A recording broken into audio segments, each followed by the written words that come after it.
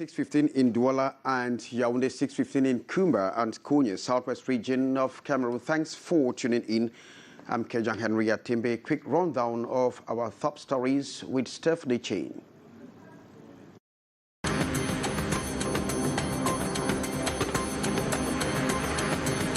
Bike riders in Douala receive lectures on price increase of hydrocarbon products. They were sensitized by the union folks on the price adjustments with a call to civility.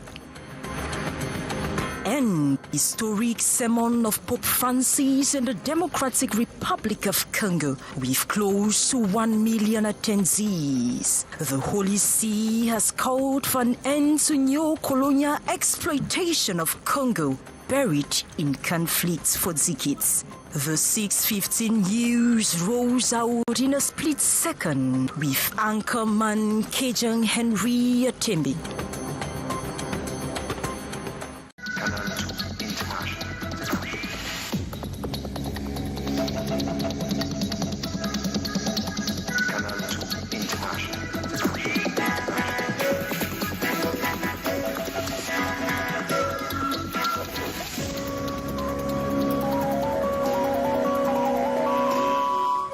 Pleasure to welcome you once more. I'm Kejang Henry Atimbe, and of course you can hook up with us on our social media platform on YouTube as well as on Facebook. Now we flag off with this very strong story coming from the Yaoundé, where supposed killers of a taxi driver have been cracked down in Yaoundé by the National Gendarmerie. After committing the act, the guys took to their heels but were localized thanks to the help of a stolen vehicle around Abombang East region of Cameroon. The suspects are known to have killed and buried their victim in Abombang. Details with Hyacinth.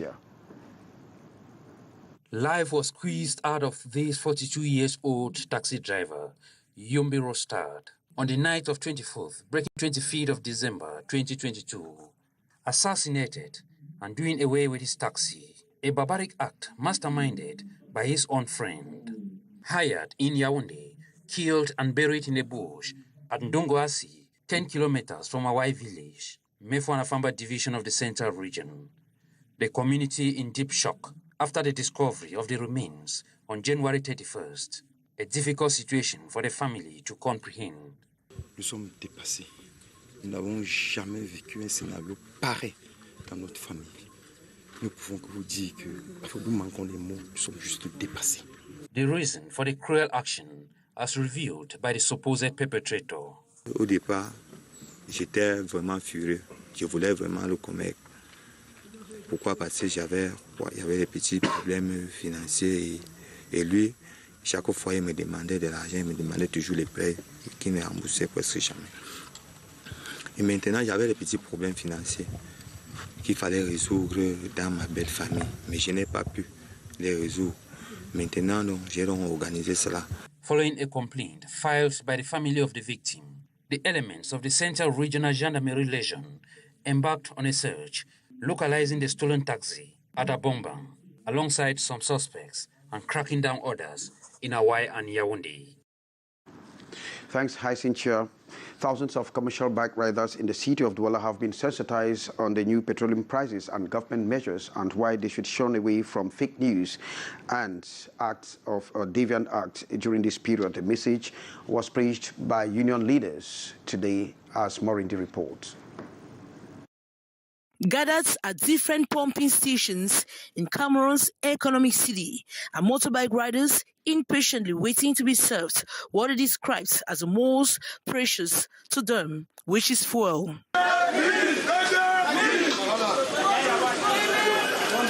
Some are still ignorant of the changes in the fuel prices. Others are conscious of the increment, but continue to ask questions while lamenting on its impacts on all sectors.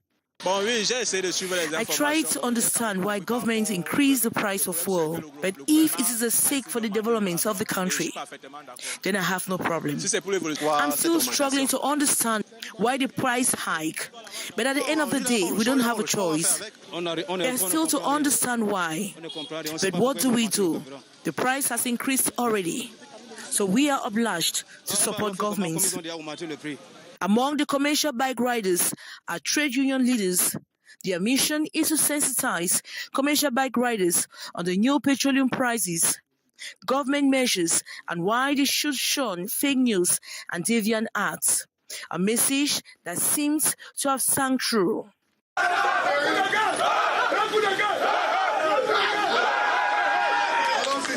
Gathered in hundreds of numbers at different filling stations, the commercial bike riders say they are determined to continue pushing through their businesses by boosting Cameroon's economy. The bike riders had their tanks filled, a way of assisting them in their hilarious task of transporting passengers daily and easing their job just for a few days. It should be recalled that the price of fuel at the pump has risen to 730 francs CFA for super and 720 francs CFA for diesel, an increase of 100 francs CFA, thus contrary to information on the social media.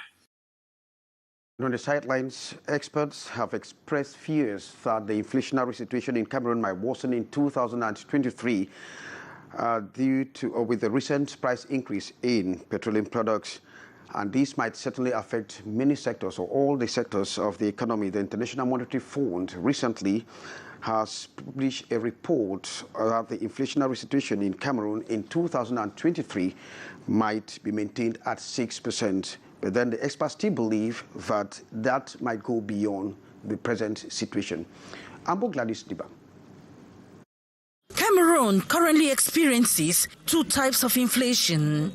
Actually, today we are having two sources of inflation in Cameroon. The first source of inflation is importation. Now that we are going to have, we have decided to increase the price of fuel, of energy, then we are going to have double inflation, energy inflation and imported inflation. There are fears the inflation rate in Cameroon, which has been projected by the International Monetary Fund at 6% in 2023, and which doubles the 3% CEMAC inflation threshold, might get worse with the current fuel price increase.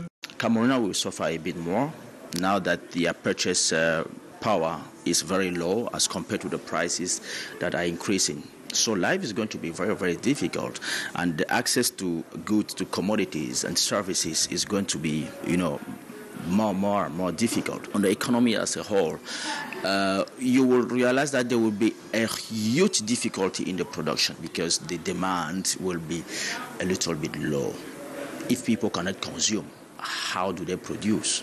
Investing heavily in agriculture and the processing sectors could mitigate the situation.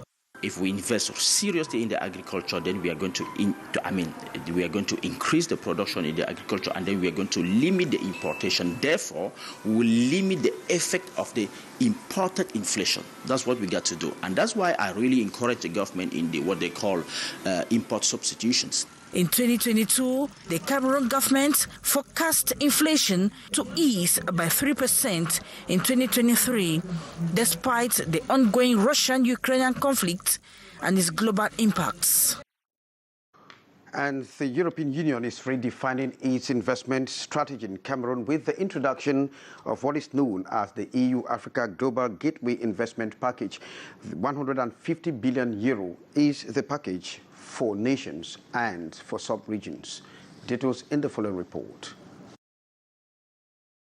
The European Union and its African partners are implementing a new investment partnership approach for sustainable development, known as the EU-Africa Global Gateway Investment Package. The development strategy adopted in 2021 is aimed to support Africa through a new financial instrument. The first one is the instrument we call Global Europe. It's the new financial instrument of the European Union.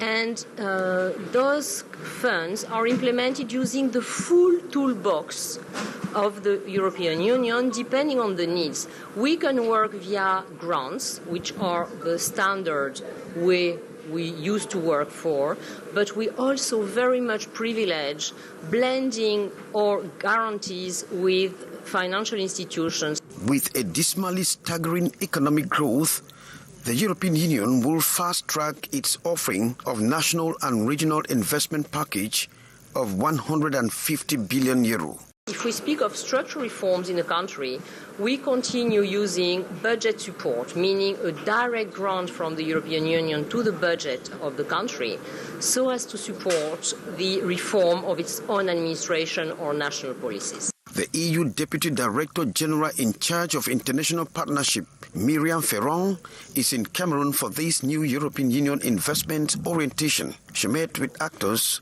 of different chains. The new investment approach falls in line with the engagement of the 7 most industrialized nations in the world to support governments and regional blocs in infrastructure.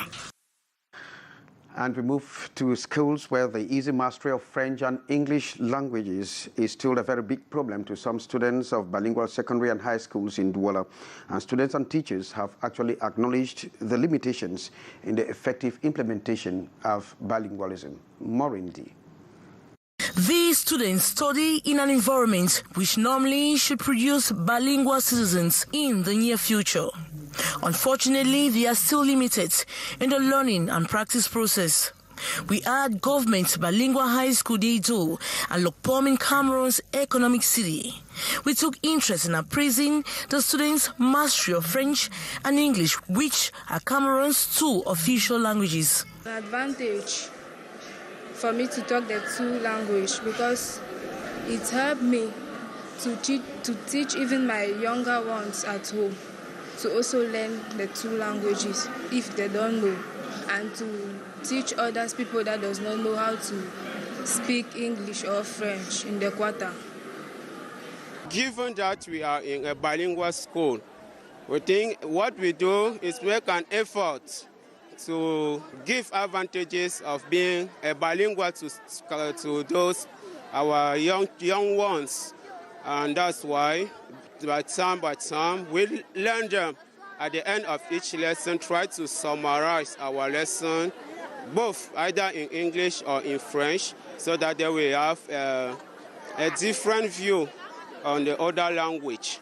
The French students acknowledge the advantages of studying in the same environment with their mates of the English expression. According to the students, the only way out is being open to corrections and criticisms. However, assimilation is very slow. Sometimes it's difficult, but if you don't know, sometimes you can ask the teacher or to a friend, and somebody will correct you. Teachers, too, face difficulties. That being a bilingual does not prevent us from learning other languages. Well, thanks very much, Morindi. It's not easy to practice both languages. However, some students or university students of the University of Douala have decided to move to some secondary schools to sensitize the younger ones. The initiative is encouraged by the Regional Delegation of Youth and Civic Education as part of activities towards the 57th edition of the National Youth Day. Sherifa Saleh. As part of activities to mark the 57th edition of the National Youth Week, these students of the University of Douala have decided to sensitize their younger brothers and sisters of the secondary and high schools. Entrepreneurship, développement personnel, to excite the young students to be part of the activity, to be part of the movement who is going to be implemented for the emergency of Cameroon 2025. This initiative, the revolutionary program, is encouraged by the Divisional Delegate of Youth and Civic Education for Littoral. Bringing out talents in young people is their goal. Especially yourself in public, you know, need to focus on those that will not listen to you. Focus instead on those that will pay attention to you and learn something from what you say. These children are living with a different mindset, which they shall implement with entrepreneurial spirit, morality, and above all, united, as the 2023 National Day theme states. And we move over to Yaoundé, where Hyacinth tells us that the retired police commissioner who died on December the 6th, 2022, has been laid to rest. In fact, he was given military honors today in Yaoundé. Hyacinth.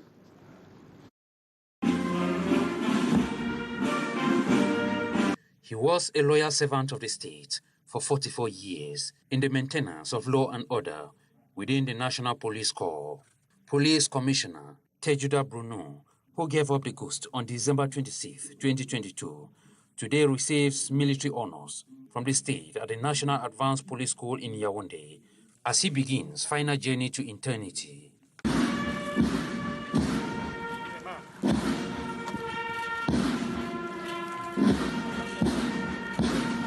The Delegate General for National Security, represented by Commissioner of Police Esomo Jose, with a condolence message to the family. The 73-year-old leaves behind children and grandchildren to mourn him. Was a grateful dad. He taught us hard working, how to work hard, how to respect people, how to get in touch with the family. It's in Cameroon, everywhere in the world, everywhere. Dad, join mom and take care of us. The mortal remains will be laid to rest on Saturday, February 4th, at Bafo village in Chang, West region of Cameroon. Thanks very much. Masses with around 1 million attendees in the Democratic Republic of Congo. A public holiday was declared so as many people as possible could attend. His trip to the Democratic Republic of Congo will highlighted the long-running conflict in the country and the rising importance of Africa to the future of the Catholic Church. Africa is the fastest growing location for the Church with more than 200 million worshippers, but the continent remains underrepresented in the Vatican. Pope Francis will move to Sudan, in another war or conflict-ridden country. And now we take you to the world of horses and jockeys, and of course to Vincennes to meet this happy winner of the Grand Prix d'Amérique.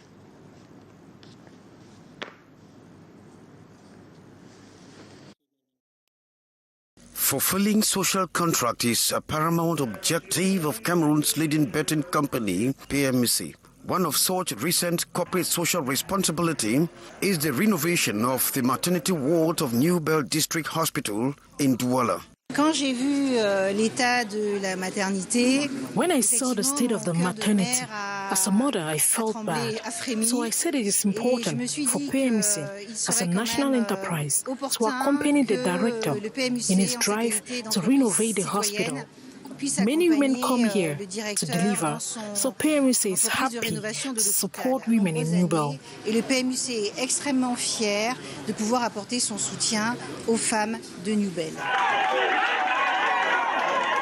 PMC, which is always closer to its people, has injected 80 million CFA francs to renovate 17 hospital facilities across Cameroon with a capacity to accommodate 300 patients.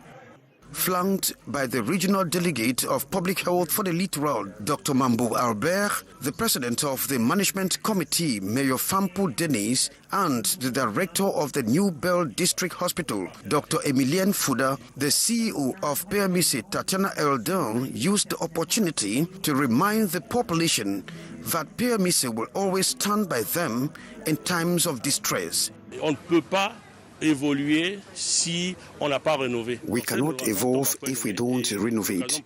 This renovation work is timely. This is an opportunity for us to thank PMC that has always accompanied us in this development process. Expectant mothers can now enjoy the comfort of the maternity ward during labor for safe delivery thanks to PMC. And with that advertorial from the horse jockey betting company, we draw the curtains for the 6:15 news. I've been Kejang Henry Atimbi. Thanking you for watching. Coming up, Janice Kamga with the brief all the way from our studios in Yaoundé. Goodbye.